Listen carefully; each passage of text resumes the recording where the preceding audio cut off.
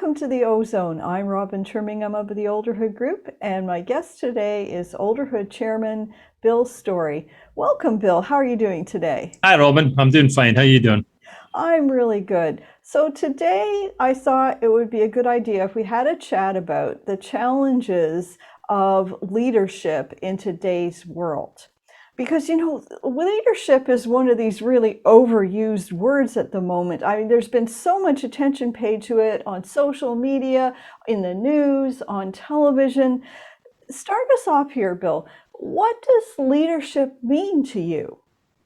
Well, I think you're right. I think, years ago, when I was perhaps a bit younger, I don't think we even used the word leader, perhaps in, political parties, etc., maybe, but in life and certainly in business, I don't think we ever used the word leader. And I don't think leadership was such a big issue. I don't think people focused on it the way that, as you say, I mean, all over television and social media these days, the word leadership, is a constant word that is used. But, to sort of get to what does the word leadership mean?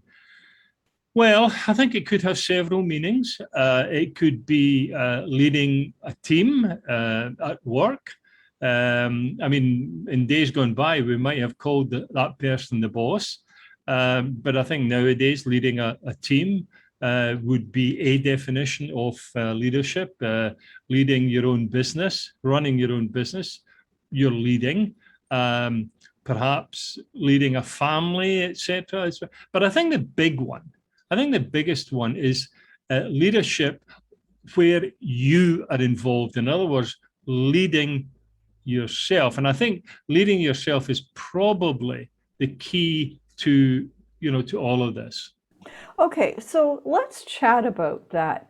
What is self-leadership? What's your definition of it, and what are some of the key attributes of it? I think the basic piece of leadership is to know yourself. You have to know yourself.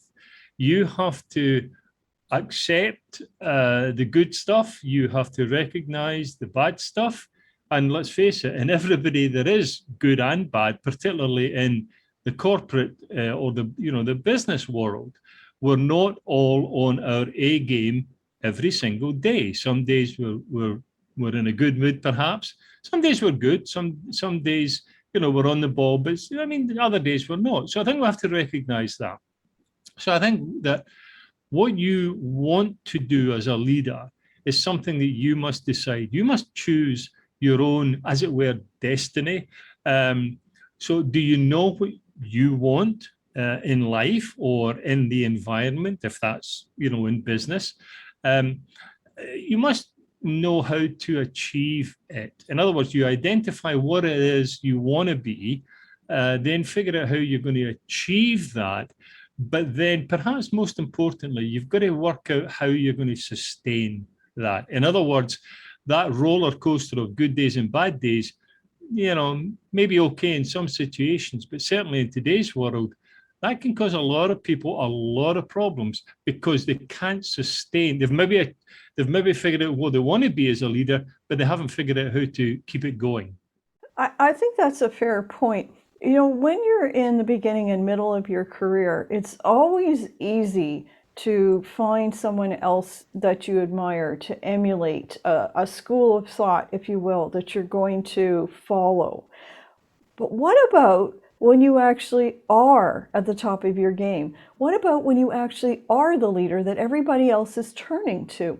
How much of the time do you think you have no choice but to just look inward and rely upon yourself to guide?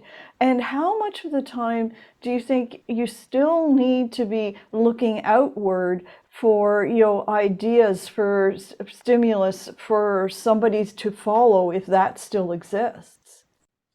Well, certainly, I think, again, in today's social media world, perhaps even more so than television. Television was the medium, many years ago where Back in the day, yeah. where we would see people being interviewed, etc. And I'm not saying that doesn't happen. Of course, it happens. But the point about that is that it only happens at the time that the TV channel decides to broadcast it. So, in other words, if there's an interview at 8 o'clock in the morning, and you don't get up until 8:30 in the morning, you're going to miss it. Now, it's all very well to say it could be recorded, it may be played later on, etc.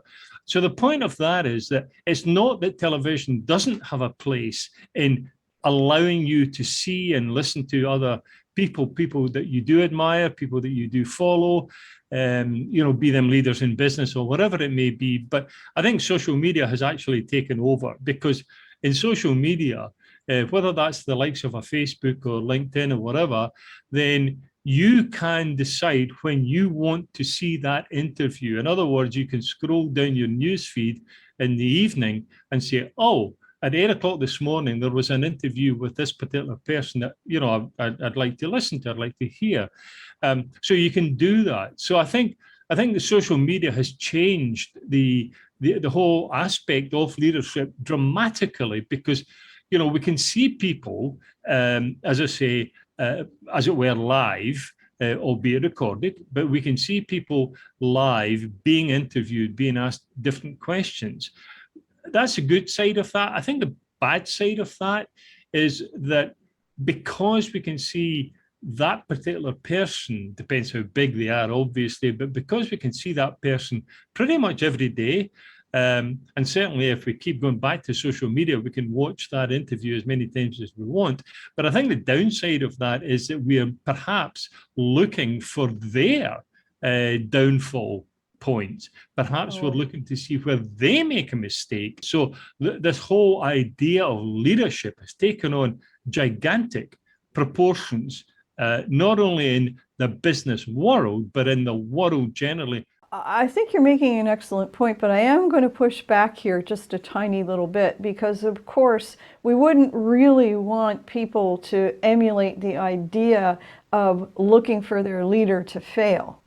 I do think, though, that at the end of the day, it's very wise to remember that every leader is a human. Every leader is going to have their strengths. Every leader is a human in development at some level or other, even if that's a really high level. And of course, at some point or other, every human is going to make a mistake, have a downfall, even if it's a momentary blip, if you will. So I think it's incredibly important to realize that social media gives you the opportunity to learn on demand, to train on demand in real time whenever you have a moment. So there really isn't any excuse for not working on developing yourself anymore. Well, I think that's absolutely correct. I think that because we can play and replay something that's on social media, a video, obviously in particular, as opposed to the older way, shall we say, of reading an article, a person being interviewed, but the interview is given in written format in a magazine or something. The days of magazine material and magazine interviews are still, fairly relevant. But do you go back and read that same article time and time again? I'm not sure. So I think you're absolutely correct that because the advent of social media gives you the ability to watch something, several times, you can and should be picking up the good points from that particular person. Well, I think that's an excellent place to leave this discussion. You've been watching the Ozone. Join us again soon.